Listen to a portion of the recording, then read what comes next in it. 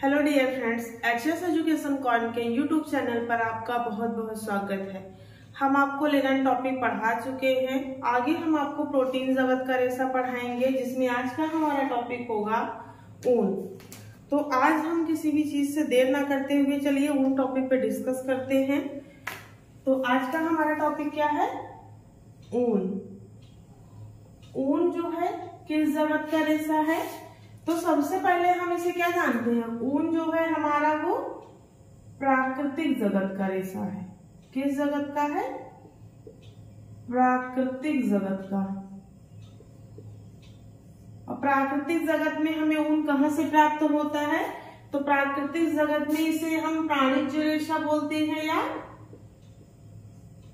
Protein.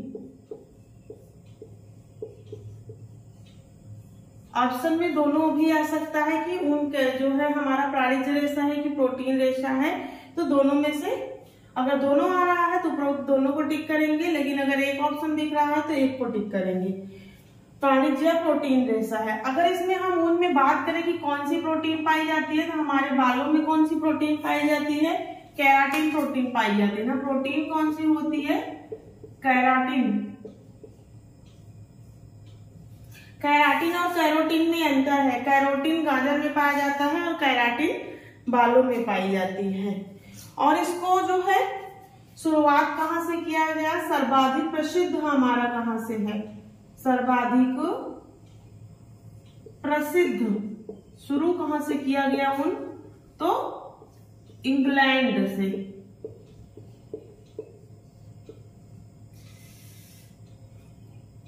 कहां से? England से। इसके बाद अगला हम क्या जानेंगे? विक्यूना के बाल आप लोग सुने होंगे। विक्यूना,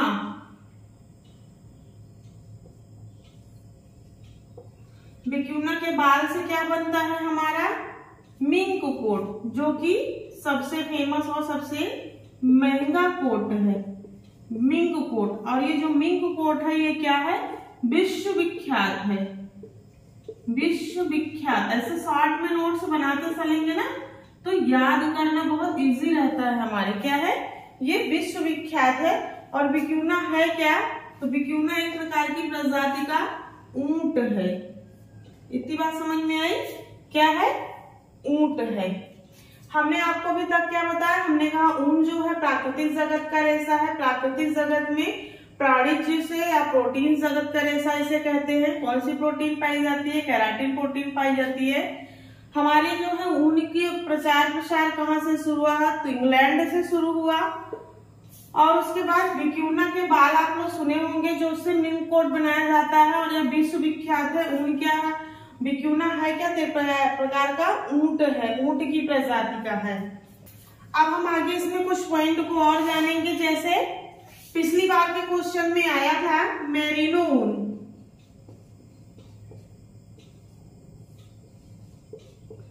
इस क्वेश्चन को मैं भी नहीं पढ़ करके गई थी, लेकिन मैंने ऑप्शन के अकॉर्डिंग बोलनी लगा दिया था और मेरा ये क्वेश्चन सही हो गया था। बोलनी। तो मेरिनो ऊन को क्या कहा जाता है?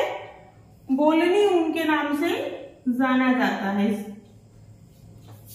आगे और क्या जानेंगे? मेरिनो ऊन हमें कहां से प्राप्त होती है? तो मेरिनो नाम की भेड़ से प्राप्त होती है। मेरिनो भेड़ से ही प्राप्त होती है।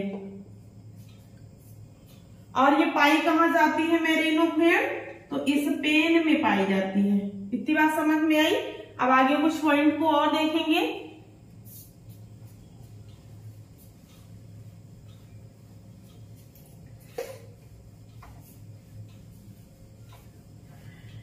जैसे अगर ऊन के साक्ष्य की बात की जाती है कि इसके साक्ष्य कहां से मिले थे, तो ऊन को मेसोपोटामिया की सभ्यता से लिया गया है। मेसोपोटामिया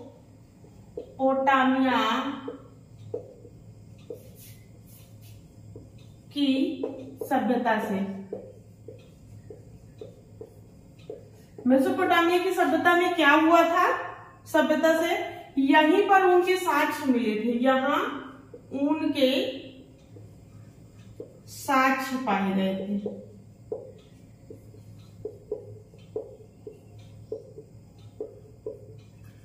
आगे अब कुछ पॉइंट को और जानेंगे। जैसे अगर हम उनके संगठन की बात करते हैं, अब हम किसकी बात करेंगे, संगठन। तो इसके संगठन में हमारा पाया क्या क्या जाता है, इसमें पाया जाता है कार्बन, ऑक्सीजन,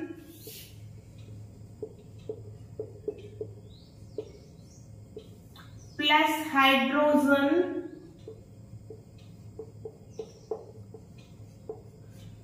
और सल्फर। क्या क्या पाया जाता है इसमें, कार्बन पाया जाता है, ऑक्सीजन पाया जाता है, हाइड्रोजन पाया जाता है और सल्फर पाया जाता है और नाइट्रोजन पाया जाता है। सल्फर इसमें कितना पाया जाता है, तो 4% पाया जाता है।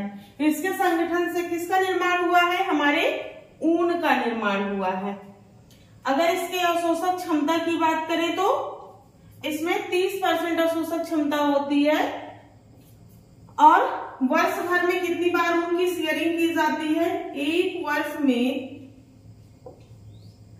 2 बार ऊन को काटा जाता है भेड़ों की शरीर से। किस किस महीने में, मार्च में और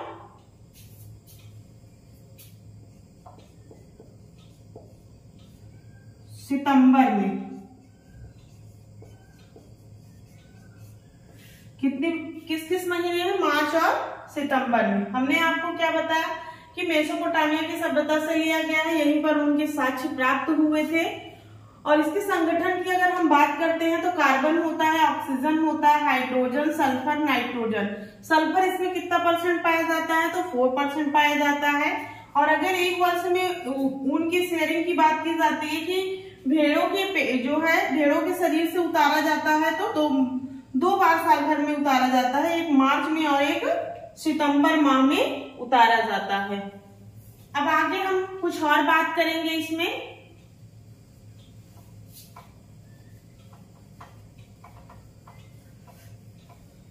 जैसे हम बात करेंगे इसकी संरचना की, तो जब इसका माइक्रोस्कोपिक टेस्ट करते हैं, संरचना की बात करते हैं,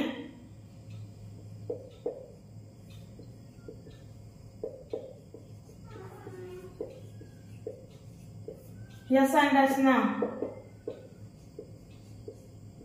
तो इसकी संरचना हमें 2 रूपों में दिखाई देती है। एक तो हम इसके अंदर देखते हैं, दूसरा अनुप्रस्थ। एक तो देखते हैं लंबवत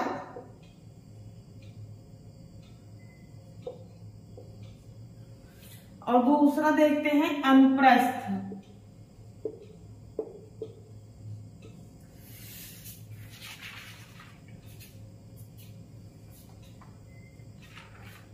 लंबवत को ही अनुदैर्घ्य कहते हैं, वर्टिकल,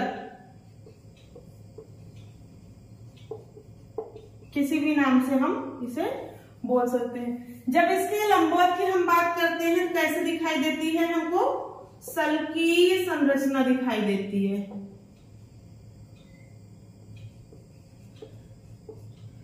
सल्कीय संरचना दिखाई देती है, मतलब टेढ़ी मेढ़ी।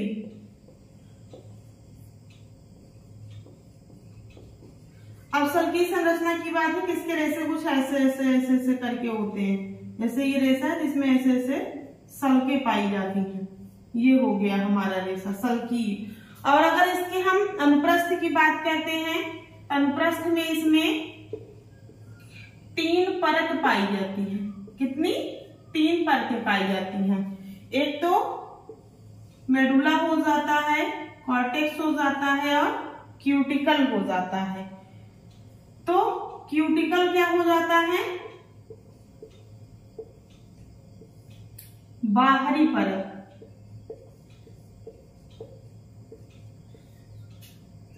कॉर्टेक्स क्या हो जाता है? मध्य परत। मेडुला क्या होता है? आंतरिक परत। अगर हम इसके अनुप्रस्थ काट की बात करते हैं तो इसमें 3 परतें पाई जाती हैं। कौन कौन सा? सबसे बाहरी लेयर को क्यूटिकल कहते हैं, उसके बाद सेकंड लेयर को कॉर्टेक्स कहते हैं, और थर्ड लेयर को क्या कहते हैं? आंतरिक परत को मेडुला। क्या कहा जाता है इसे मेडुला कहा जाता है। और जो हमारा ये कॉर्टेक्स होता है ना, पूछा जाता है कि पिगमेंट कहाँ पाया जाता है? रंग वर्णक। तो कॉर्टेक्स में ही रंग वर्णक पाया जाता है, पिगमेंट। और इसमें क्या पूछा जाता है? जो है ऊन की उत्तम श्रेणी कहां से हमें प्राप्त होती है? और इसको बाहरी कहते हैं, क्यूटिकल को एपिडर्मिस से कहते हैं, एपिडर्मिस। क्यूटिकल को ही क्या कहते हैं? एपिडर्मिस। इसको ही एपिडर्मिस कहा जाता है। इस प्रकार से इसके हम संरचना की बात करते हैं। संरचना को एक बार फिर से देखेंगे। जब इसकी हम संरचना को देखते हैं तो 2 भागों में देखते हैं। एक तो हमारा अनुदैर्घ्य होता है और दूसरा हमारा अनुप्रस्थ होता है। अनुदैर्घ्य की जब बात करते हैं तो इसकी संरचना जब माइक्रोस्कोपिक टेस्ट से देखते हैं तो सल्की संरचना के साथ हमें ये दिखाई देता है, टेढ़ी मेढ़ी, मतलब इस प्रकार से होती है। लेकिन वही अनुप्रस्थ काट की अगर हम इसके बात करते हैं, जैसे ये हमारा क्या हो गया? ये हमारा सल्कीय हो गया अगर इसको ऐसे देखेंगे। लेकिन जब इसको हम ऐसे देखेंगे तो ये कैसे हो गया? इसकी लेयर्स दिखेगी ना, तो इसमें कितने लेयर्स हैं? तो ये इसकी अनुप्रस्थ काट हो गई। जब इसके अनुप्रस्थ काट की बात करते हैं तो इसमें 3 परतें होती हैं। सबसे बाहरी परत को एपिडर्मिस कहते हैं, जिसे क्यूटिकल कहा जाता है। उसके बाद मध्य लेयर को कहते हैं कॉर्टेक्स, जिसे मध्य परत बोला जाता है, रंग वर्णक पाया जाता है। और अंदर की लेयर को कहते हैं, आंतरिक परत को मेडुला। इससे क्वेश्चन कैसे पूछा जाता है या ऐसे पूछा जाएगा, ऊन की बाहरी परत का क्या नाम है? तो आप बताओगे क्यूटिकल। पूछा जाएगा कि पिगमेंट, ऊन में पिगमेंट कहाँ पाया जाता है? तो आप बताओगे कॉर्टेक्स में या मध्य परत में। ऑप्शन में जो हमारे रहेगा। पूछा जाएगा मेडुला हमारी ऊन की कैसी परत है? तो मेडुला हमारे ऊन की आंतरिक परत है। अब हम क्या जानेंगे आगे हम इसमें जानेंगे कुछ ऊन प्राप्ति के साधन।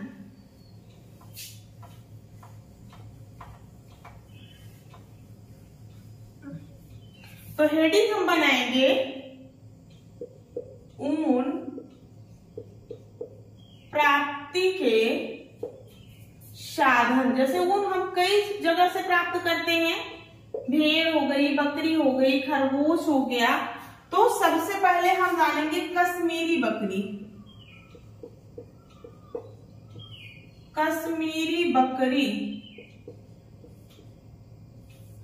कश्मीरी बकरी से भी ऊन प्राप्त करते हैं। कश्मीरी बकरी कहाँ पाई जाती है? कैश्मीर। इससे कैश्मीर पश्मीना शाल बनाई जाती है।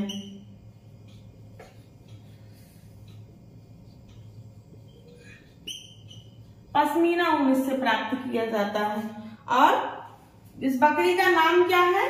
कपरा हरकश। उसके बाद अगला हमारा क्या है? अंगोरा बकरी। अंगोरा बकरी, इसके बाल को क्या कहते हैं? मोहेर। उसके बाद हमारा आता है अंगोरा खरगोश।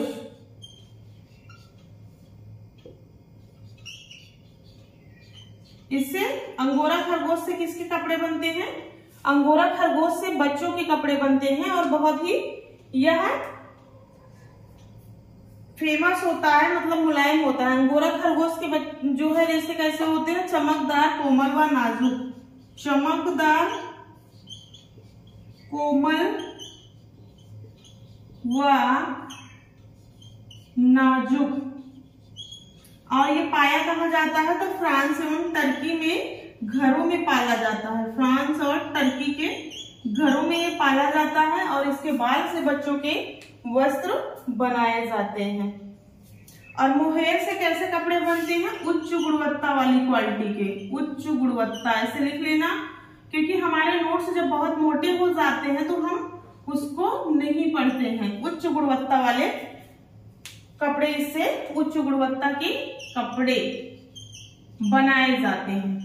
तो हमने आप अभी तक क्या जाना? हमने पहला जाना कश्मीरी बकरी। कश्मीरी बकरी को कैशमेर पश्मीना ऊन प्राप्त किया जाता है और नाम क्या है उसका? कपड़ा हरकस। अंगोरा बकरी है, अंगोरा बकरी से मोहेर बाल प्राप्त किए जाते हैं और इससे उच्च क्वालिटी के कपड़े बनाए जाते हैं। तीसरा है अंगोरा खरगोश। अंगोरा खरगोश से क्या बनाए जाते हैं? इससे चमकदार, कोमल व नाजुक कपड़े बनाए जाते हैं। फ्रांस और टर्की में पाया जाता है और जो इससे कपड़े बनते हैं वो किसके बनते हैं? बच्चों के कपड़े से बनाए जाते हैं। अब आगे हम कुछ और पॉइंट को देखेंगे इसमें।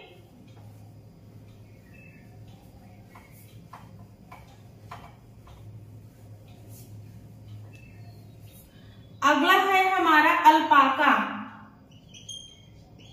अल्पाका, अल्पाका किस प्रजाति का है? तो ये ऊंट की प्रजाति का है। ऊंट की प्रजाति का अल्पाका कैसा है? ऊंट की प्रजाति क्या है? लंबाई में इसके रेशे कितने लंबे होते हैं? लंबाई में 12 इंच लंबे रेशे इसके हम प्राप्त होते हैं। और इसके जो रेशे होते हैं, इनसे जो कपड़े बनाए जाते हैं वो कैसे बनाए जाते हैं? पायल बुनाई में। आप लोग देखे होंगे बच्चों के कपड़ों में फर लगे होते हैं, जिन कपड़ों में, स्वेटर में, जैकेट में ना, तो पायल बुनाई जो होती है ये हमारी 2 प्रकार की होती है। एक तो हमारी पायल बुनाई होती है अनकट और दूसरी होती है कट पायल बुनाई। अनकट पायल बुनाई ऐसे ऐसे होती है।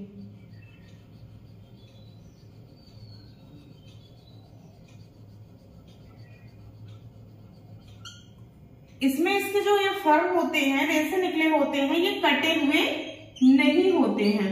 और दूसरा हमारी होती है कट पायल बुनाई। वो ऐसे फर इसमें लगे होते हैं लेकिन वो दोनों में डिफरेंस आपको दिख रहा होगा, कुछ ऐसे होते हैं। इसको बोलते हैं कट पायल बुनाई।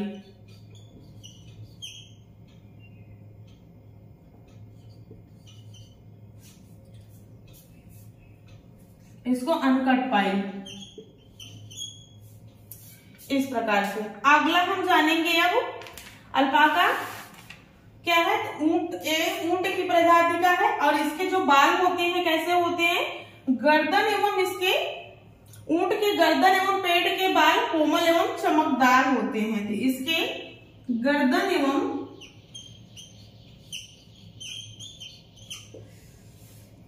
एवं पेट के बाल चमकदार होते हैं।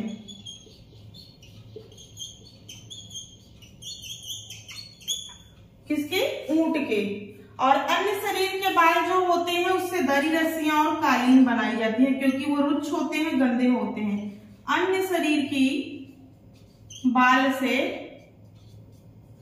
दरी, कालीन आदि चीजें बनाई जाती हैं। तो ये हो गया हमारा अल्पाका। अल्पाका क्या है? ऊंट की प्रजाति का है। इसकी लंबाई रेशे जो होते हैं, हमें लंबे रेशे प्राप्त होते हैं लगभग 12 इंच के।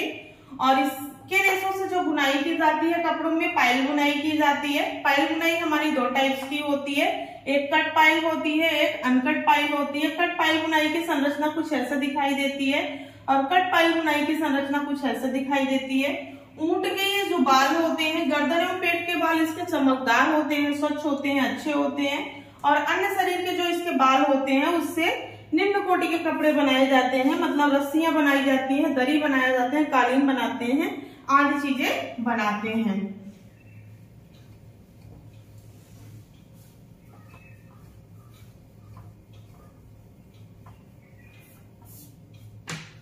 अगला इसमें हम जानेंगे बैक्ट्रियन। बैक्ट्रियन ऊंट। जब हम बैक्ट्रियन ऊंट की बात करते हैं तो ये इसे क्या कहते हैं? इसे दो कुंभों वाला ऊंट कहते हैं। दो कुंभों वाला ऊंट क्या कहते हैं इसे? इसे दो कुंभों वाला ऊंट कहते हैं। उसके बाद है लामा। लामा भी क्या है? हमारे ऊंट की ही प्रजाति है। ऊंट की प्रजाति।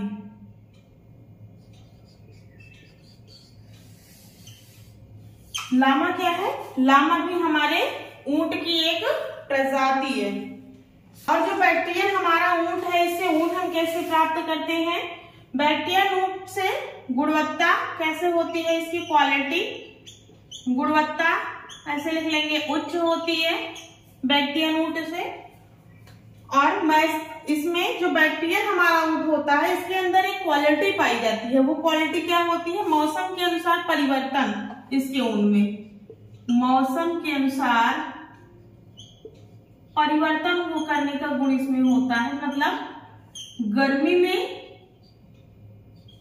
ठंडक प्रदान करता है और ठंडे में गर्मी।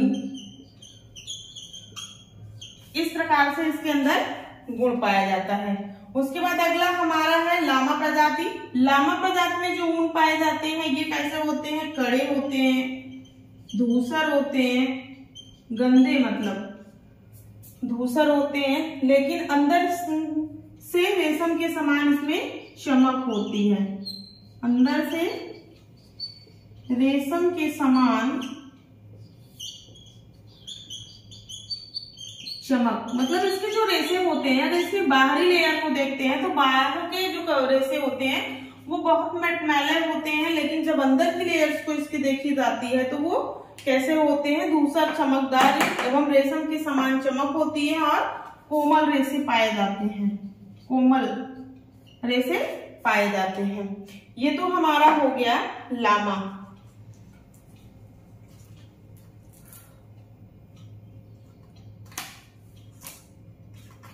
उसके बाद अगला हमारा है मेरिनो भेड़।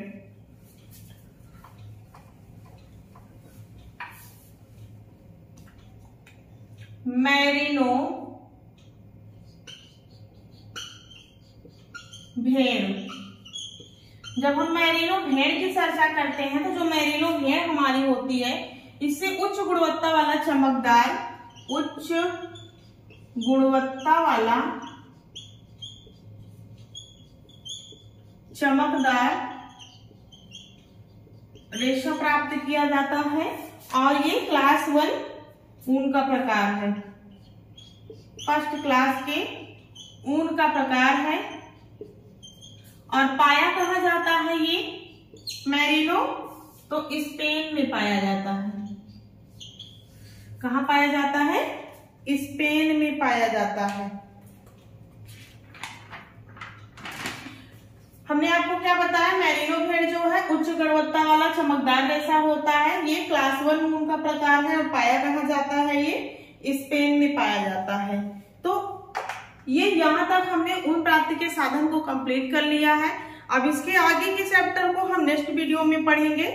इस वीडियो में बस इतना ही। मिलते हैं आपको नेक्स्ट वीडियो में।